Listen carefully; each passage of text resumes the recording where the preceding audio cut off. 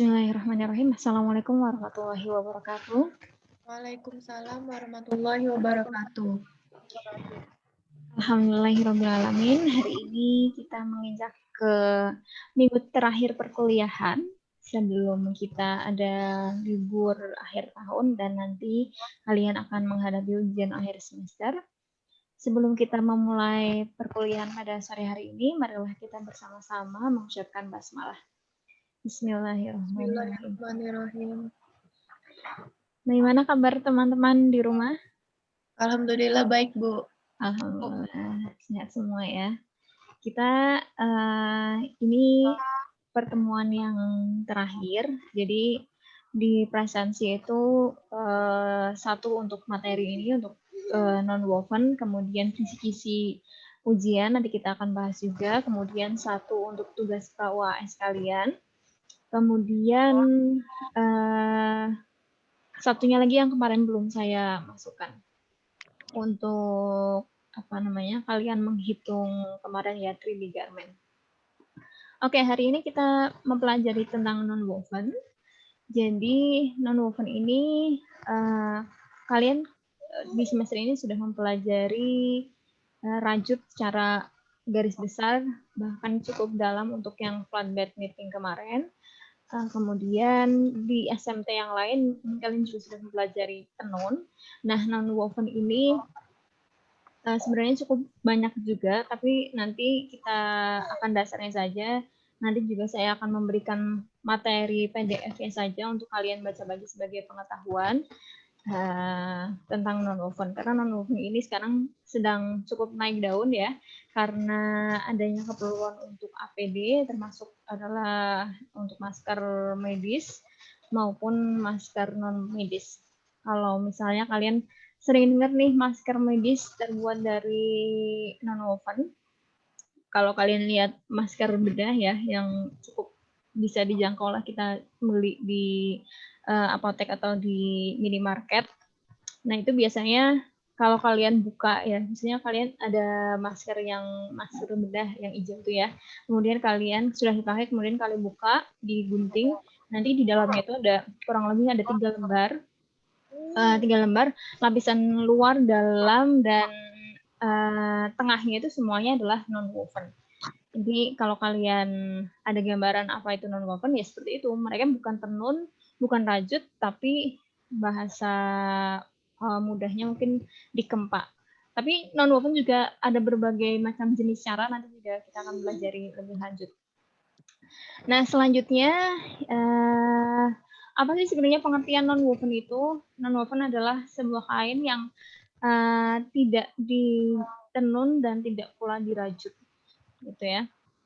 Atau juga tidak interlacing, jadi tidak menganyam satu benang dan satu benang yang lainnya. Kemudian non-woven itu biasanya didefinisikan istilahnya sebagai sheet atau lembaran atau web, struktur web seperti kalian lihat gampangnya kapas atau tadi yang masker bedah kemudian kalian buka atau kalian perhatikan depan dan belakangnya saja sudah kelihatan ya, itu kelihatan bukan tenun juga bukan rajut. Web yang mana disatukan bersama dengan mengikat salah satu sama yang lainnya atau mengikat filamennya atau dengan film atau lapisan film secara mekanik, secara thermal, kemudian atau juga bisa secara treatment dengan suatu larutan gitu ya, atau secara kimia. Mereka itu flat, datar, kemudian bisa juga poros, jadi berpori-pori, kemudian dibuat secara langsung dari serat-serat yang terpisah, atau dibuat langsung dengan plastik, kemudian dilelehkan, jadi plastik leleh, kemudian dibuat menjadi suatu lembaran. Atau pengertian ringkasnya non-woven, kain non-woven adalah lembaran yang berpori atau berserat gitu ya, berbentuk web, biasanya juga diproduksi melalui bonding, interlocking, secara kimia, secara thermal ataupun secara kimia. Secara mekanik, thermal dan kimia. Oh ya, ini perbandingannya ya. Jadi ini rajut yang sudah kita pelajari kemarin banyak. Kemudian ini gambaran diagramnya ya. Kemudian ini non-woven, jadi non-woven itu acak seperti ini. Kemudian ini tenun. Nah, kalau digambarkan secara nyata akan seperti ini. Kalau ini secara digital, yang kita kemarin sudah lihat juga di rajut.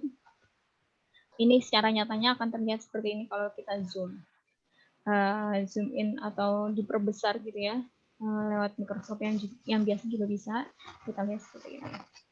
Ini kalau non-woven seratnya akan seperti ini, kemudian kalau tenun akan rapih.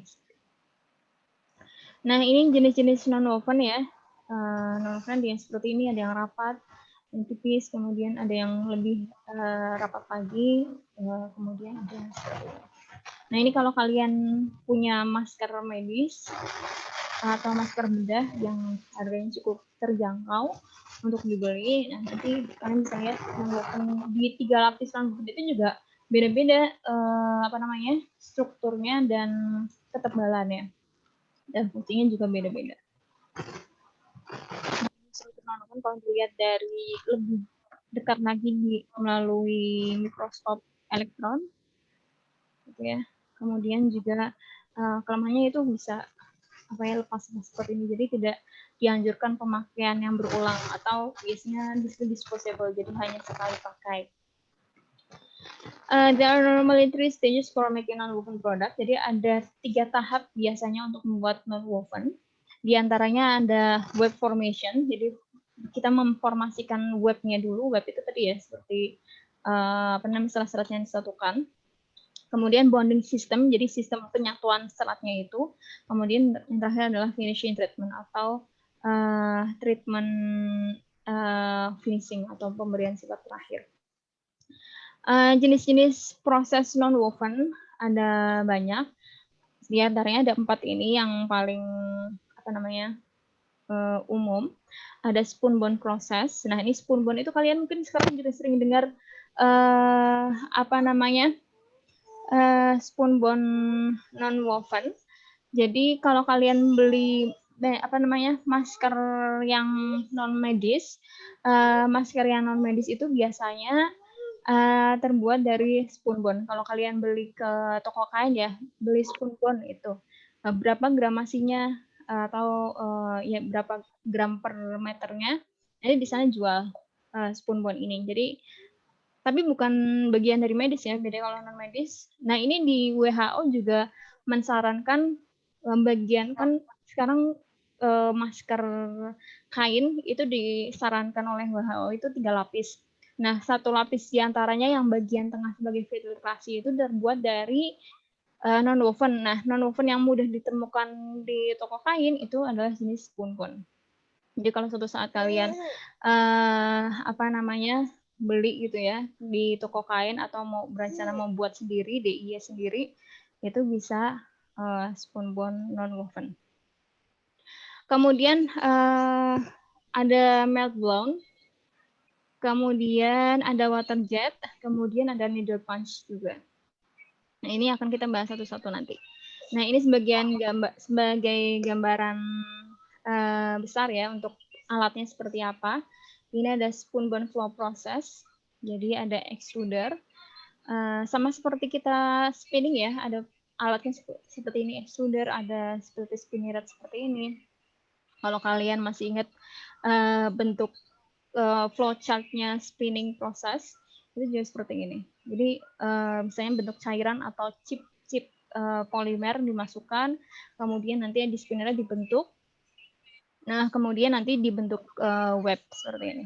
Serat-serat ini jadi satu, kemudian dibonding, diikat satu sama lain, baru digulung menjadi satu kain non-woven. Nah, ini mesin di pabriknya akan berwujud seperti ini. Ini spesifikasinya, ya hanya untuk pengetahuan kalian saja. Barangkali nanti suatu saat kalian kerja praktek atau misalnya kunjungan dan lain-lain, kalian sudah tahu gambaran besarnya alatnya seperti ini. Kemudian melt blown flow process chart. Jadi jenis yang kedua itu ada melt blown namanya. Jadi seperti namanya dia dilelehkan seperti ini ya. Kemudian dibentuk juga web, disatukan baru digulung. Nah, ini alatnya. Ini spesifikasinya. Selanjutnya ada water jet flow process chart. Seperti namanya water jet, jadi dia itu dibantu oleh jet air. Ada air bertekanan tinggi sehingga kainnya itu, si seratnya itu kan tadinya tebal, kemudian jadi tipis dengan bantuan si water jet itu. Kemudian ini alatnya, jadi mesinnya gambarannya akan seperti ini, spesifikasinya seperti ini ya. Selanjutnya ada needle punch. Seperti namanya, needle itu kan jarum, punch itu kan pukulan. Jadi cara apa namanya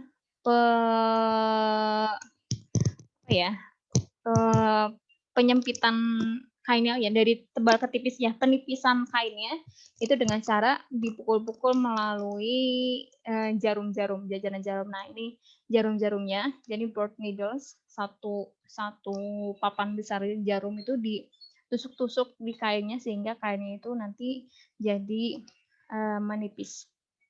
Nah, ini gambarannya. Ini seratnya, kemudian dimasukkan ke alatnya, kemudian nanti produknya akan berbentuk seperti kain.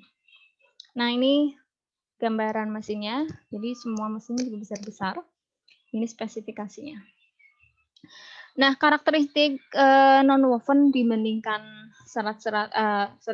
dibandingkan struktur kain yang lain, diantaranya adalah absorbensi atau penyerapan ya. Kemudian, ini ada anak saya. Bacterial barrier, jadi dia bisa diberikan antibakteri seperti yang kita tahu. Contoh mudahnya saja yang mungkin kalian paham gitu ya di kehidupan kita yang sekarang adalah banyaknya masker medis yang antibakteri. Nah, itu karena terbuat dari non-woven, jadi ditambahkan finishing itu mudah untuk antibakteri. Kemudian cushioning, kemudian filtering, flame retardancy, jadi anti kobaran api, kemudian liquid repellency, ini juga anti air ya. Kan biasanya sekarang masker juga selain anti bakteri, anti air. Kemudian resilience, softness, sterility, strength, stretch, dan washability. Nah, ini washability juga paling kalau non-woven itu tidak terlalu banyak ya dibandingkan tenun sama rajut karena sifatnya yang tidak terlalu tidak terlalu permanen gitu ya. Nah, ini perbandingan yang lainnya dari struktur yang woven atau tenun, kemudian yang non-woven. Yang pertama, kalau woven ini teknologinya sudah lama dan sudah sampai sekarang sudah banyak lah. Kalau non-woven itu baru puluhan tahun ke belakang. Jadi kedepannya juga itu pasti non-woven akan lebih maju lagi karena ya lihat dari sekarang kita juga banyak produk medis yang non-woven. Jadi kalau misalnya kalian suatu saat mau jadi peneliti, non-woven itu bidang yang sangat baik untuk diteliti. Kemudian kalau woven fabric bisa sumber daya bisa dari negara-negara yang lain.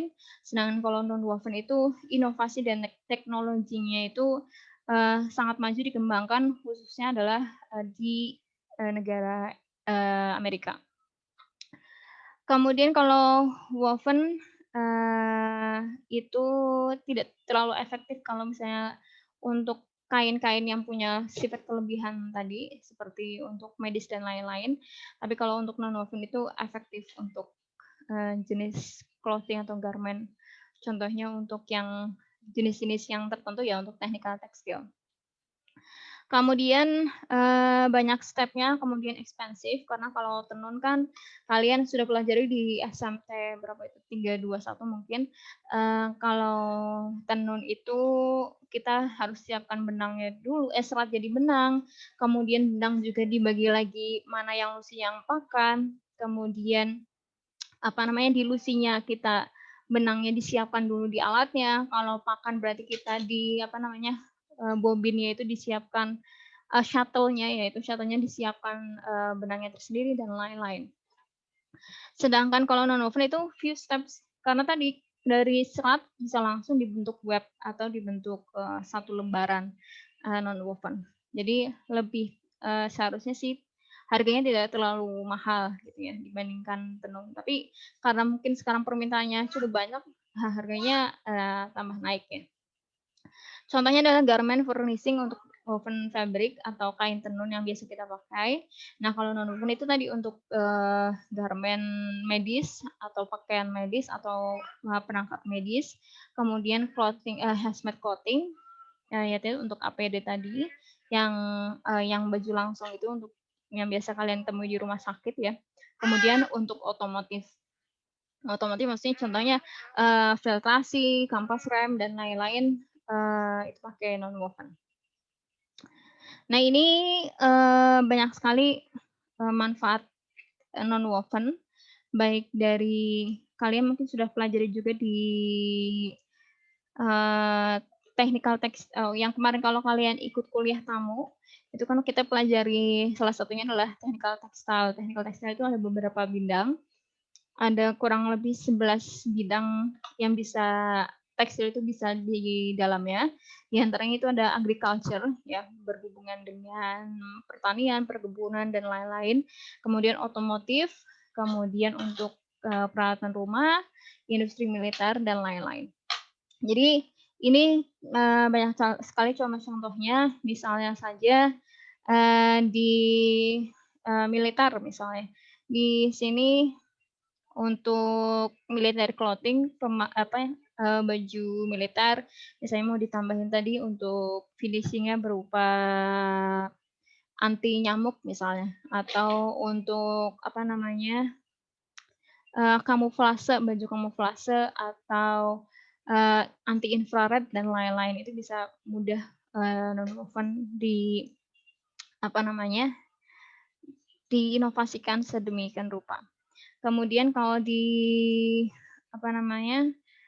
otomotif misalnya untuk kursi ya, untuk kursi jok di dalamnya kan busa itu juga salah satunya non-woven. Kemudian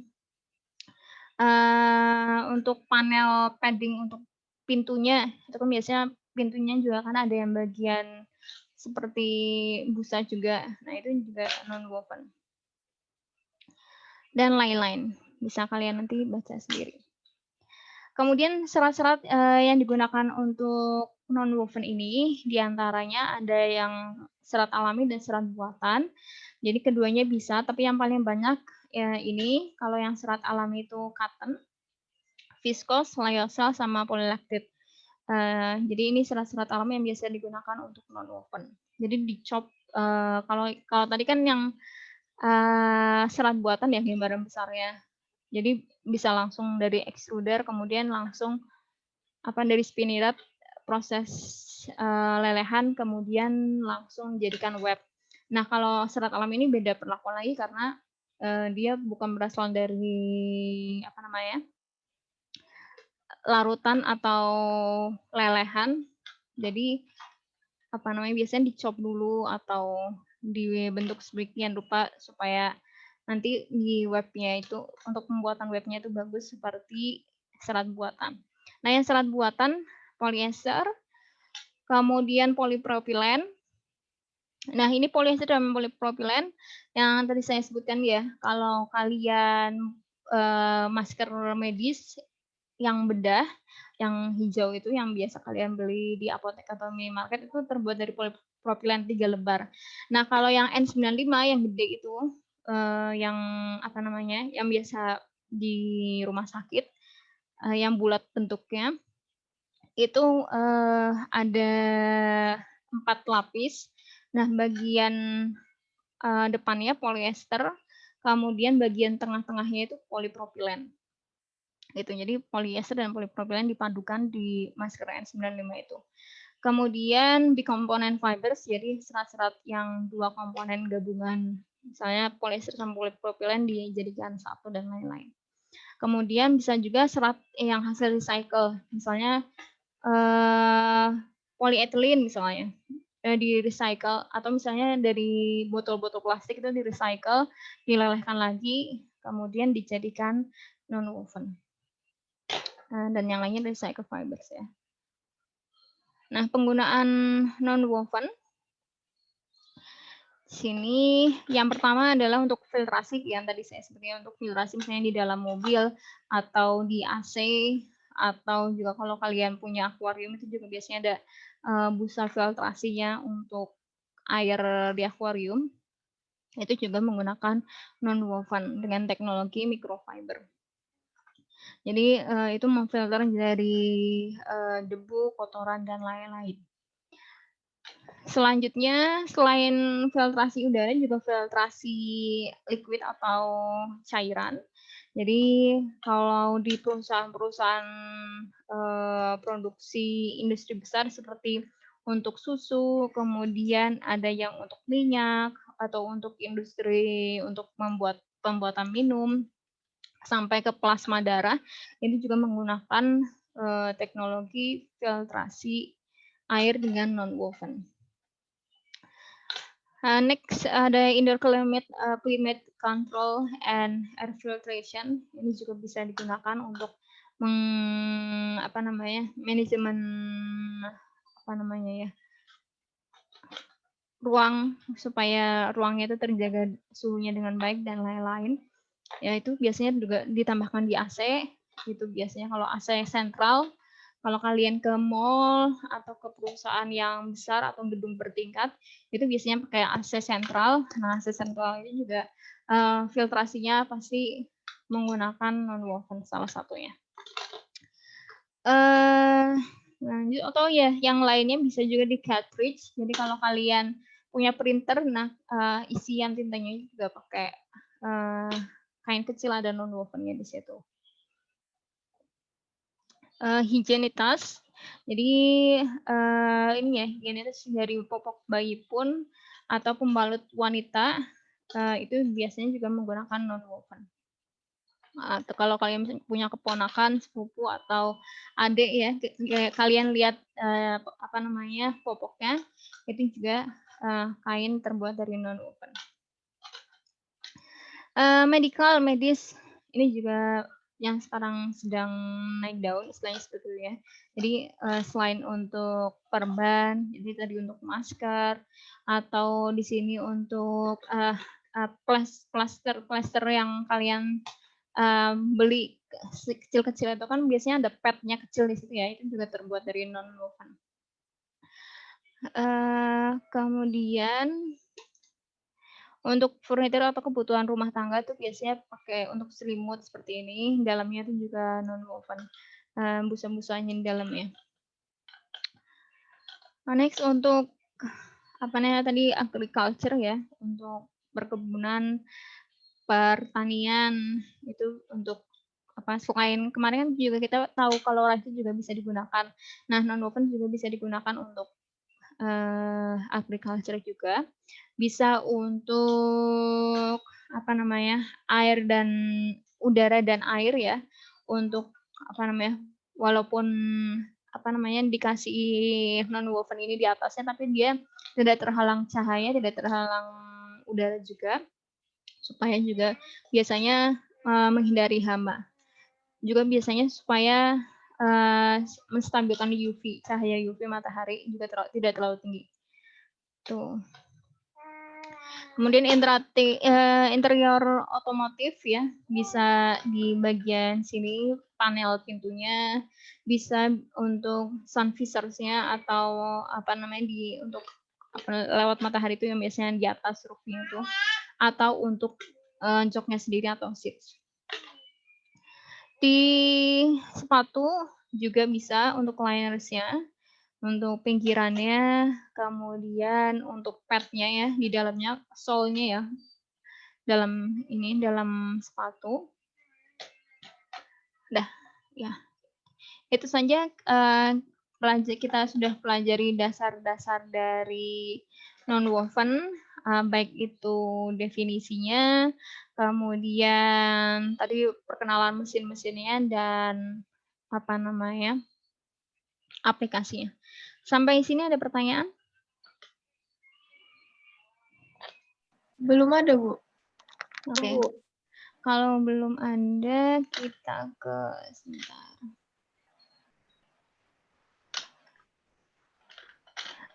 kita ke bagian, sebentar saya share screen dulu.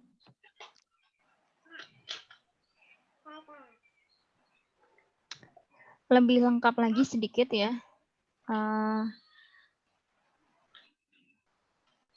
Ini PDF-nya nanti saya share juga. Jadi basic prosesnya tadi kan ada web forming atau membuat webnya dulu, kemudian baru web bonding atau disatukan web-web itu.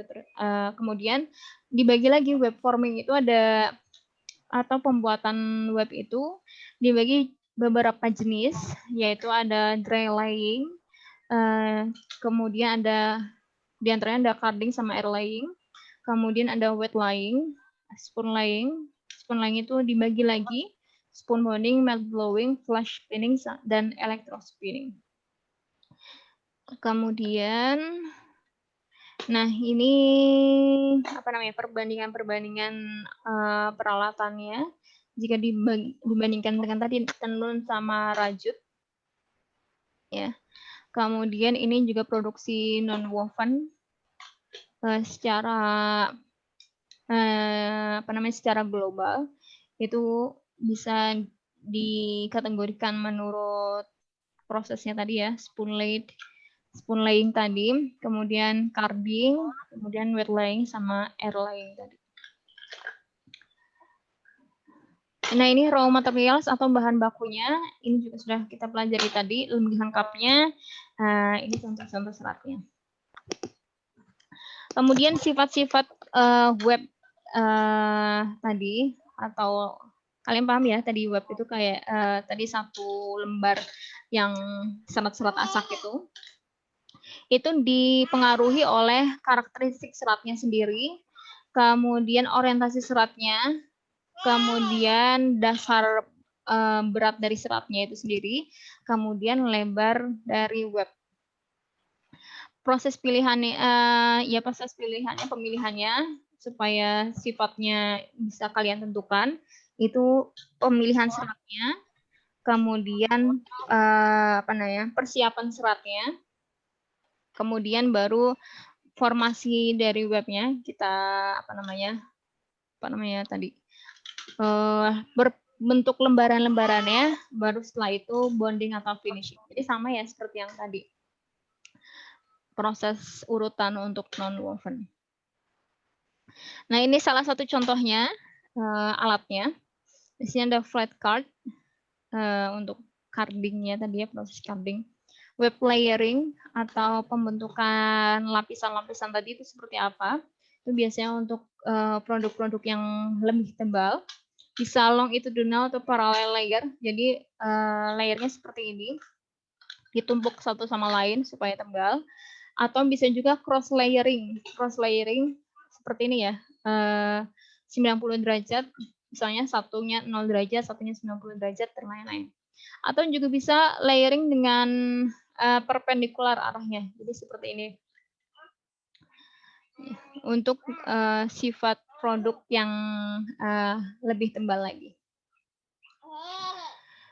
Next, ada, nah ini gambaran layering tadi. Kalau paralel itu di alatnya akan tampak seperti ini.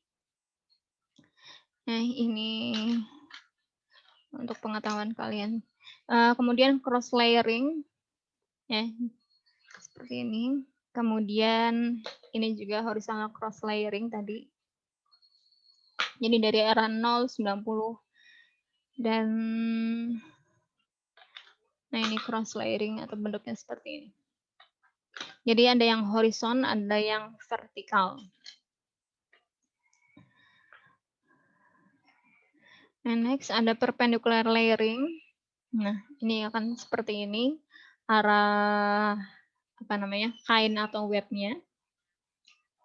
Nah, ini alatnya. Nah, ini nanti akan tampaknya seperti ini.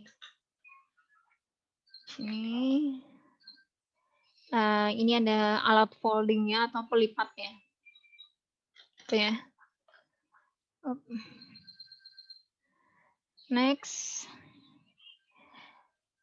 Sifat dari perpendikular tadi, yang paling tebal ya, jadi, produknya pasti lebih tebal, kemudian serat akan tebal di arah, direksi tebalnya itu, kemudian resisten terhadap kompres atau tekanan, kemudian recovery after loading. Jadi dia akan, apa ya, setelah kainnya itu jadi, dia mudah untuk recover atau kembali ke bentuknya semula lagi. Kemudian tadi web formation, carding sudah, kemudian yang kedua adalah air laying. Jadi ini jenis yang lain. Air laying ada beberapa jenis, kemudian wet laying seperti ini, seperti namanya. Jadi dia menggunakan, dengan pembasahan. Jadi, rendam seratnya itu di dalam air, kemudian,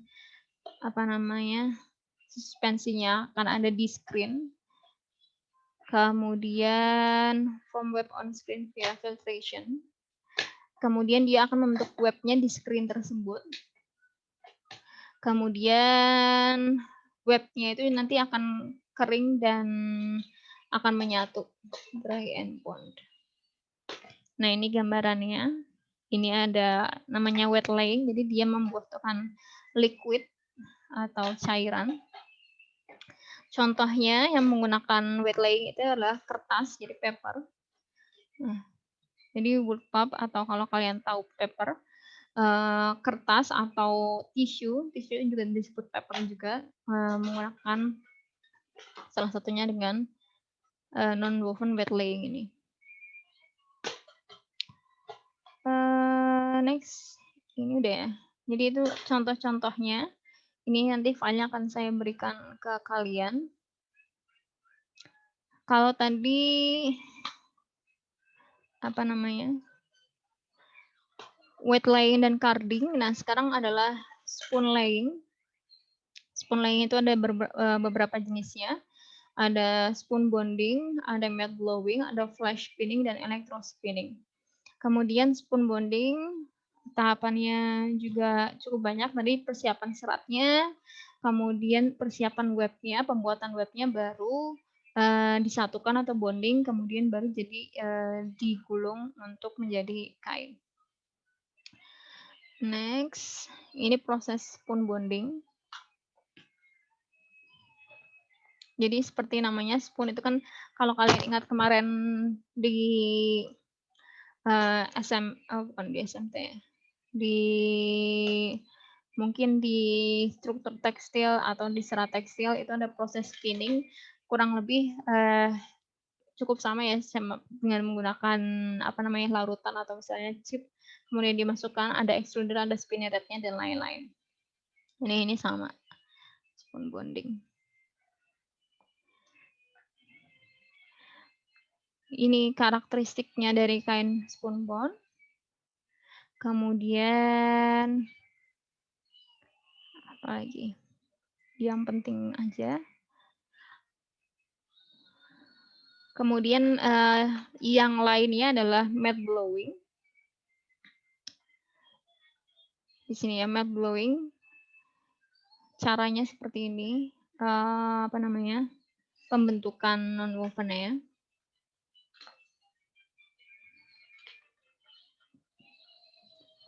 Matte blowing. Nah, ini alatnya.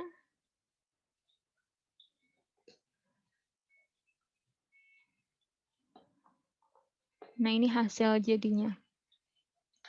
Ini karakteristiknya, nanti bisa kalian baca. Nah, biasanya struktur komposit itu juga gabungan dari berbagai macam cara web forming tadi, atau penyatuan setelah web forming tadi bisa 3 cara. Jadi bisa spoon bonding dulu, kemudian diproses di matte blowing, kemudian lanjut lagi di spoon bonding. Itu salah satu untuk membuat komposit dengan 3 cara yang berbeda. Nah, strukturnya dari komposit itu nanti akan seperti ini kalau kita lihat melalui mikroskop. Jadi lapisannya yang atas itu spun bond, kemudian yang tengah itu melt blown, kemudian bawahnya lagi ada spun bond. Selanjutnya ada flash spinning.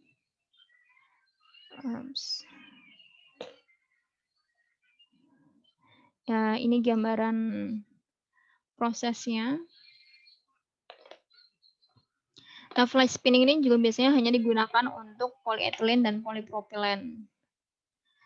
Karena jenis serat ini ikatan intermolekularnya itu lemah, jadi dianjurkan menggunakan flash spinning. Nah, salah satu produknya adalah T-Vec. T-Vec ini serat polypropylen yang cukup terkenal untuk medis ya. Jadi penggunaan polyethylene dan polypropylen ini dan penggunaannya untuk nonwoven prosesnya menggunakan flash spinning. Yang terakhir ada electrospinning. Jadi seperti namanya elektro, jadi dia menggunakan voltase yang tinggi. Biasanya dibuat untuk serat-serat nano. Nah, ini contoh alatnya electrospinning. Kemudian ini wujudnya dari electrospoon. Kemudian ada yang namanya consolidation method. Jadi apa namanya ya, pengguna untuk apa setelah dibuat sheet-nya atau dibuat web atau dibuat lapisannya atau layer-nya, kemudian ada ikatannya atau dikonsolidasi atau disatukannya. Itu juga ada berbagai macam jenis namanya. Ada namanya mechanical bonding, seperti namanya mekanik, berarti dia secara mekanis dengan tadi ya needle punching atau dipukul-pukul dengan jarum, atau dengan hydroentanglement atau menggunakan air, kemudian ada menggunakan thermal atau panas menggunakan kimia atau adesif, dan menggunakan stitch atau jeratan. Kita sekilas-sekilas saja ya supaya tahu gambarannya. Jadi needle punching seperti yang tadi saya sebutkan, yaitu menggunakan jarum. Ini gambarannya ya, jarum-jarumnya kemudian dipukul-pukulkan ke lapisan atau layernya tadi. Jadi dari ketebalan sekian menjadi tipis dan menjadi lebih rapi. Kemudian ini jarum-jarumnya ya, jarum-jarumnya bukan jarum-jarum biasa seperti kita kemarin ranjut itu atau jarum jahit, bukan, tapi jarumnya memang ada apa namanya gerignya seperti ini. Nah, ini salah satu hasil nonwoven untuk needle punch. Ini aplikasinya. Kemudian water jet atau menggunakan air atau nama lainnya juga hydroentanglement menggunakan air. Nah, ini gambaran alatnya.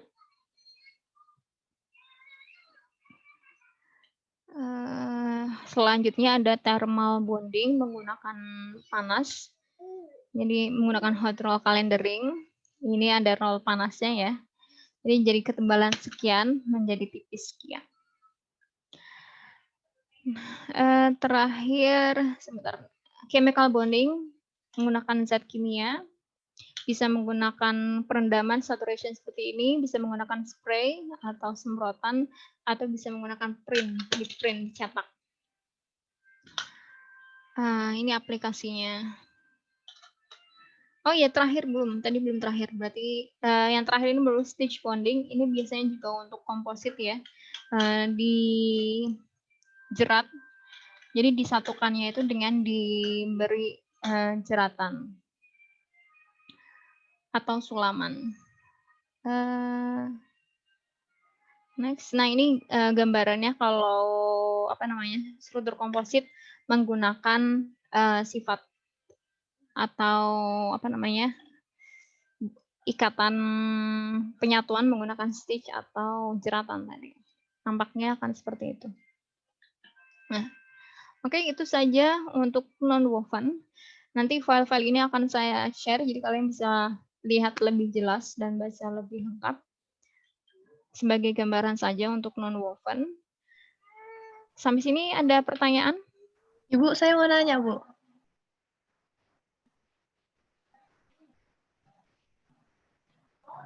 Iya, silakan. Sering mic-nya mati tadi. Oh ya, untuk di Indonesia sendiri itu ada nggak, Bu? Atau kita masih impor semua?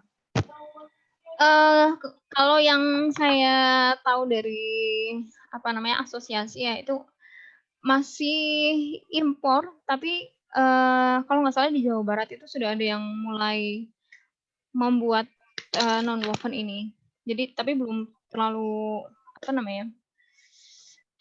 belum terlalu besar lah seperti itu. Baru karena kebutuhannya semakin besar, jadi pemerintah kayaknya mulai menggandeng UMKM untuk memproduksi ini gitu.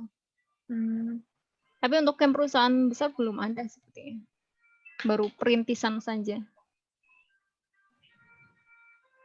Ada lagi pertanyaan? Sudah, Bu, dari saya. Oke. Kalau tidak ada, kita ke kisi-kisi untuk ujian ya. Jadi ujian akhir semesternya nanti kurang lebih akan sama sistemnya sebagaimana kemarin. Jadi ini sudah terlihat ya? Belum, Bu. Oh, belum. Sebentar. Belum, Bu. Oh, ini. Sudah terlihat? Oh ya, sudah.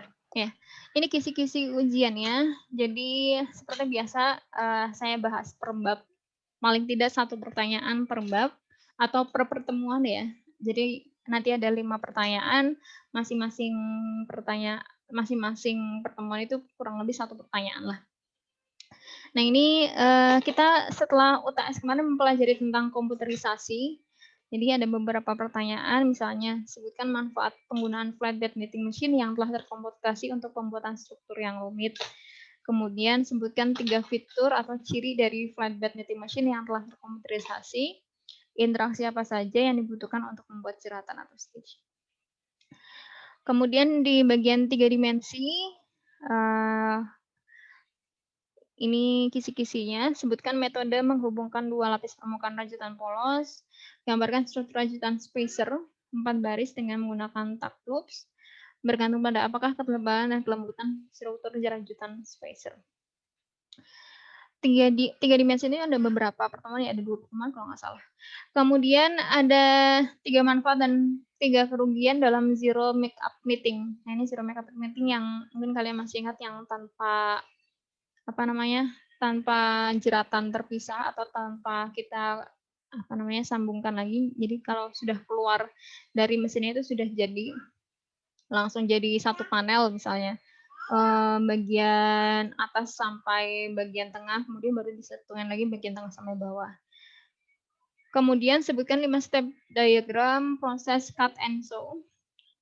Jadi kebalikannya zero makeup ini cut and sew, jadi ada 1 lembaran penuh, kemudian kita potong sesuai polangannya, kemudian baru dijahit. Sebutkan 3 manfaat dan 3 kerugian cut and sew, kemudian tujuan dari widening dan narrowing. Nah ini yang kemarin juga sudah kalian hitung-hitung. Tujuannya apa untuk pelebaran dan penyempitan. Kalian tahu kalau widening narrowing tidak perlu lagi untuk menjahit bagian depan dan samping. Kemudian sebutkan 3 manfaat dan 3 kerugian shaping. Next.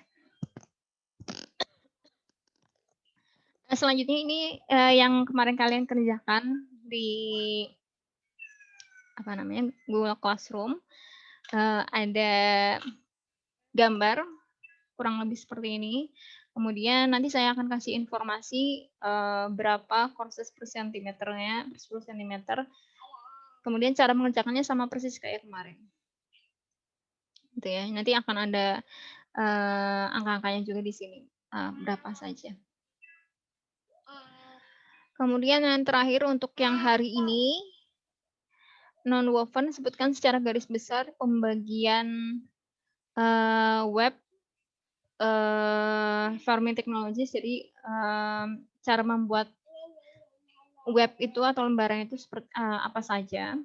Gambarkan diagram proses spoon bonding. Yang tadi diagramnya seperti apa, dari fiber misalnya, dari serat, kemudian jadi web, kemudian bonding, dan lain-lain. Sebutkan karakteristik dari produk non-woven yang dibuat dengan spoon bond. Ini juga ada di file nanti saya share PDF-nya di Google Classroom. Sebutkan karakteristik dari produk non-woven yang dibuat dengan melt blown. Kemudian sebutkan 4 consolidation methods. Jadi 4 jenis konsolidasi tadi ya, penyatuan ada secara mekanik, thermal, kimia, dan stitch. Apa yang dimaksud dengan thermal bonding dan sebutkan jenis-jenisnya. Gambarkan proses dari hydroentanglement atau water jet consolidation. Prosesnya seperti apa tadi gambarannya. Itu saja. Sepertinya ya. Oke, sampai sini di kisi-kisinya ada pertanyaan? Atau mungkin dari materi dari hari kemarin ada pertanyaan yang kira-kira masih bingung di bagian atau bab mana? Belum, Bu. Belum, Bu. Oke, Putri, Tia. Hadir semua ya, 4. Tia atau Yanda, ada pertanyaan? Kalau tidak ada, selamat menjalankan 1 minggu terakhir di perkuliahan. Mata kuliah lain ada yang pengganti minggu depan atau akhir tahun nggak? Nggak ada, Bu. Nggak ada, Bu. Oh, syukurlah kalau nggak ada. Oke, jadi selamat belajar, selamat berlibur di akhir tahun juga. Kalau mau berlibur tetap patuhi protokol kesehatan supaya kita sehat selalu dan bisa mengikuti ujian akhir semester nanti di awal Januari. Kalau ada pertanyaan silahkan bisa tanya di grup WhatsApp kita atau bisa kontak saya langsung, Japri juga boleh, atau bertanya di Google Classroom juga boleh.